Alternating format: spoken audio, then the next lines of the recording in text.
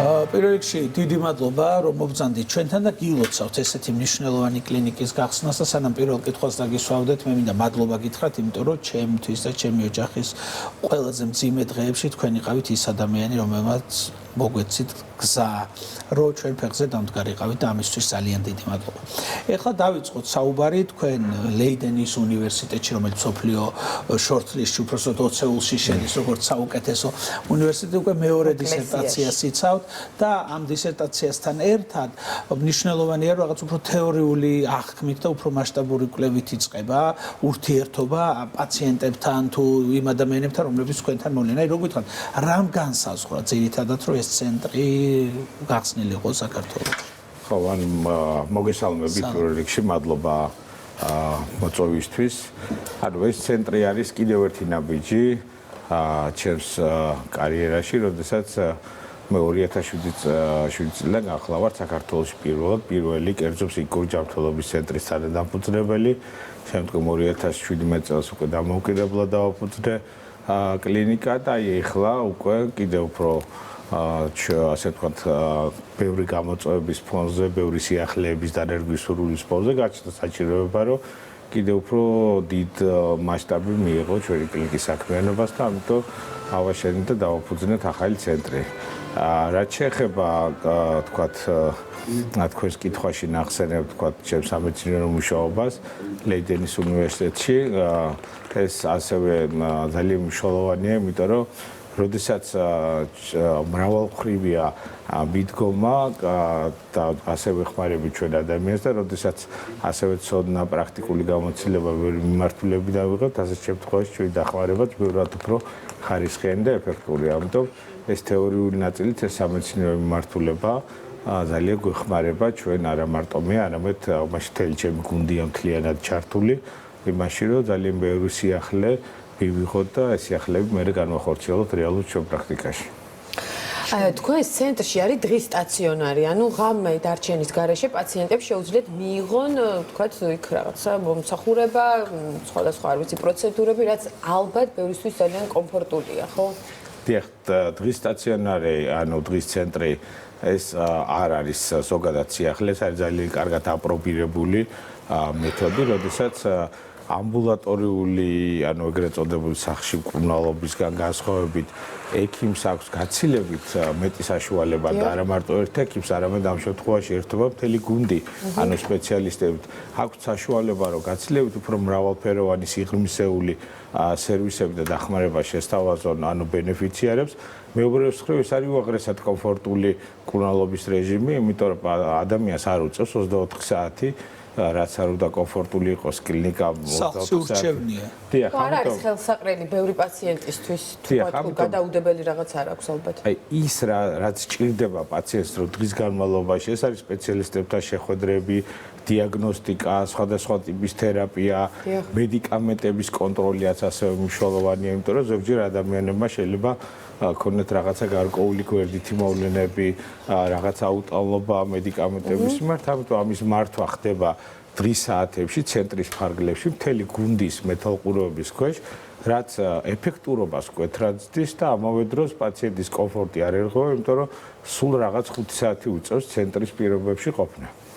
ბატონ გუგა, თქვენ ახსენეთ, რომ აი საუბრის დროს ახალმა სიახლეებმა, ახალმა გამოწვევებმა მოგწვა იმის საშუალება, რომ ახალი კლინიკა შეგვექმნა.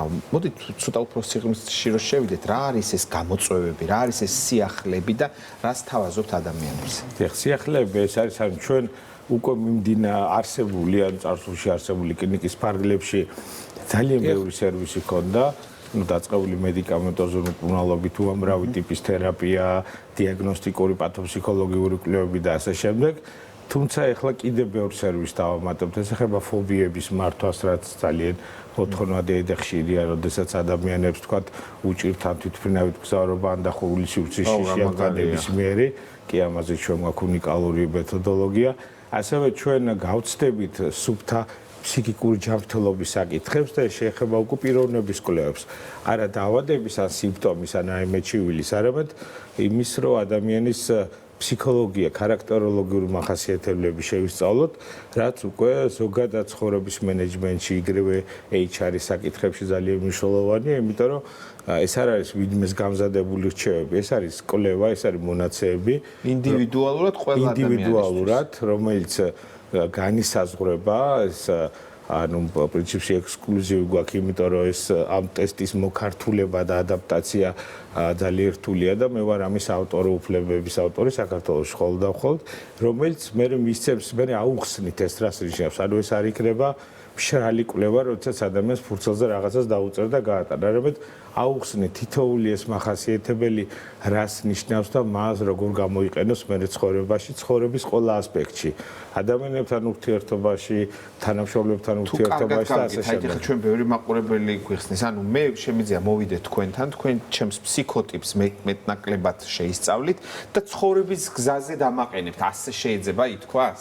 დიახ, ჩვენ მოგცემთ რჩევებს, როგორ შეგიძლიათ თქვენ უფრო ეფექტურად და სწორად მართოთ თქვენი ფსიქოტიპი და გამომდინარე. უბრალოდ ამ სტრესულ გარემოში მე ვამბობდი შფოთვები მაქვს თქვენ და უნდა მოგაკითხოთ თქვენ კლინიკაში. აი შფოთვა უკას მედიცინა, შფოთვა უკვე არის ის, რასაც თქვათ ხშირ შემთხვევაში უკვე სამედიცინო დახმარება ჭირდება, ან მედიკამენტოზური, ან ფსიქოთერაპიული. თუმცა თუ არ მე ჯამთელი შემიძლია აი ეს თემა რომ გავაგზავნოთ, მოვიდეთ თქვენთან და თქვენ ჩემი ფსიქოტიპიდან გამომდინარე სწორი გეზი მაჩვენოთ. დიახ. არ თერაპიის ანალიზი, ანუ თქვენ ფლობდეთ სრულფასოვან ინფორმაციას იმაზე, თუ მაგალითად პირობითად რა შემთხვევაში თქვენ ფსიქოტიპი როგორ უფრო ეფექტურად მოიქცეოდა და მართავდა რაღაც სიტუაციას. გასაგებია. ძალიან მნიშვნელოვანი აქვე დიაგნოსტიკაზეც რომ ვისაუბროთ, აი როგორ ხდება ამ ყველაფრის დიაგნოსტიკა, როცა მოდის თქვენთან პაციენტი. დიაგნოსტიკა არის ბევრი მიმართულებით, არის ანუ ფსიქიატრის მიერ ძირითადად ეს ხდება საუბრით, თუმცა თუ როცა ჩვენ საუბრობთ სამეცნიერო კვლევებს და მედიცინას და რაღაცა მონაცემთა კიდევ უფრო ფართო დამუშავება გვჭირდება, ამ შემთხვევაში ვიყენებთ ხოლმე ან ფართოდ აპრობირებულ ძალიან მაღალი დონის კლინიკურ კითხარებს, რომელიც ზოგიერთ შემთხვევაში პაციენტის მიერ ივსება, ზოგიერთ შემთხვევაში ექიმის მიერ ივსება, რომელიც კიდევ უფრო მეტად სიღრმისეული მონაცემების და მდგომარეობის დამუშავების საშუალებას გვაძლევს. აქვე არის უკვე პათოფსიქოლოგიური კვლევები, რომელსაც უკვე ატარებენ ფსიქოლოგები, რომელიც იგივე ფსიქიკურ პრობლემას არა ფსიქიატრის თვალით, არამედ ფსიქოლოგის, კლინიკური ფსიქოლოგის თვალით უყურებს და მათი ერთობა პრინციპში შეიძლება ითქვას, რომ ეს არის ამომწურავი სრული ინფორმაცია ადამიანის ფსიქიკურ ჯანმრთელობაზე, ხო, ჯანმრთელობას. შედეგის მიღებისთვის რა არის მნიშვნელოვანი? ერთი ატყობ ადამიანს, რომ დახმარება ჭირდება, მაგრამ თვითონ ვერ აცნობიერებს და მოყავს მაგალითად ოჯახის წევრთან ახლობელს. მეორე თვითონ გაკითხავთ. აი უფრო შედეგიანი რომელია და რა უნდა გააკეთოს ადამიანმა სანამ თქვენამდე მოვა. როდესაც ადამიანი გაცნობიერებულ გადაწყვეტილებას იღებს, ეს მე მგონი მარტო მედიცინას არ შეეხება და ფსიქიკურ ჯანმრთელობის სფეროს, ყოველთვის შედეგი ბევრად უფრო კარგია. აქ კიდევ მნიშვნელოვანია ის ხელისშემშელი ფაქტორები. ერთია რომ რაღაცა ვიცოდე, მაგრამ მეორეა რაღაცა მიშილდეს ხელს. ეს რაღაცა ფსიქიკურ ჯანმრთელობის სფეროში არის სტიგმა.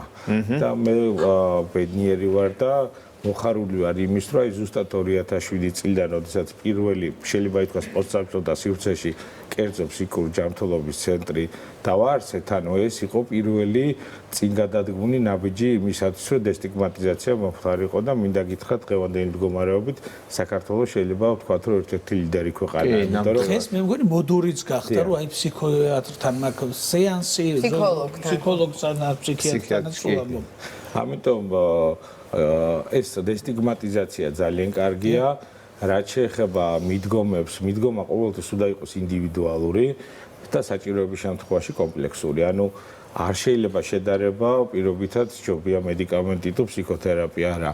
ორივე ერთ-ერთი მეორეს არ ცვლის, ორივე ის გამოყენება ერთად. მდგომარეობი და პაციენტის მდგომარეობიდან გამომდინარე ხდება. და ზუსტად ეს არის ჩვენი პრიორიტეტი, რომ მიუდგეთ ინდივიდუალურად და კონდეს ყველა ტიპის სერვისი, ყველა მიმდინარეობა, ყველა სახეობა მედიკამენტოზური თუ ფსიქოთერაპიის თუ დიაგნოსტიკის, რომ კონკრეტულად ინდივიდზე მორგებულად საჭიროების შემთხვევაში ის კომბინაცია ავაგოთ და ის გამოვყენთ, რომელიც ყველაზე მეტად უფრო შესაბამისი იქნება კონკრეტულ ბენეფიციართან. ნებისმიერი ასაკის ადამიანს შეუძლია თქვენთან მოვიდეს. და მოდით რა არჩევას მისცემთ მაყურებელს, რომელიც ატყობს, რომ აი მე ხა მჭირდება დახმარება, აი შესანიშნავი კაცი ვნახე ეთერში და რა უნდა გააკეთოს იმისათვის, რომ მოვიდეს თქვენამდე. რა გზა გაიაროს. გაიგოს მისამართი ალბათ. პირველი მისამართი არა. ხო არ ჭირდება მას რაღაც წინასწარ მომზადება, რაღაცა პროცედურის გავლა თუ ალბათ წინასწარ მომზადება არ ჭირდება თუ უზმოზე არ უნდა იყოს. უზმოდ მოსულა ნამდვილად არ არის საჭირო, არა, არ არის საჭირო. ანუ უბრალოდ თუ ადამიანს ჯერ კიდევ ანუ მიხვდა გაცნობიერება, მაგრამ ემოციურად შინაგანად უჭირს სასურველია რომ კი ბატონო შეუძლია ადამიანს მაგალითად ინტერნეტში მოიძიოს რამდენად უსაფრთხოა ეს რამდენად რა ბენეფიტს მიიღებს ასარგებელი იქნება აქედან და შეიძლება ეს კიდევ უფრო დაეხმაროს იმაში რომ მან ადულად გადადგას ნაბიჯი და მოვიდეს ჩვენს ცენტრში თუ სხვაგან რომელიც მდებარეობს ლისის წრესთან ანუ ჩვენ ესეც შევეცადეთ რომ გაგვეთვალისწინებინა ანუ ჩვენი კლინიკას ანუ ბევრი და ჩვენმა სტუმრებმა ვინც ნახა და არა მარტო სტუმრებმა აღნიშნავენ რომ ეს კლასიკური კლინიკის მით არ არის რაღაც სასტიმულოს ტიპის ოჯახური გარემო სადაც ადამიანი იგრძნობს თავს სტუმრად და არა პაციენტად ასე ვთქვათ ლისის წრის აი ქალაქის ხედებით ეკოლოგიურად სუფთა გარემო და შემდეგ სერვისები ყოველნაირად. წარმატებას გისურვებთ. კიდევ ერთხელ დიდი მადლობა და მართლა ძალიან მნიშვნელოვანია ჩვენი ქვეყნის შედეგისთვის, მომავლისთვის ამ კლინიკის აი ესეთი თეორიული და სამეცნიერო ცენტრის არსებობა. წარმატებას გისურვებთ. მადლობა თქვენ. მადლობა წარმატებას გისურვებთ.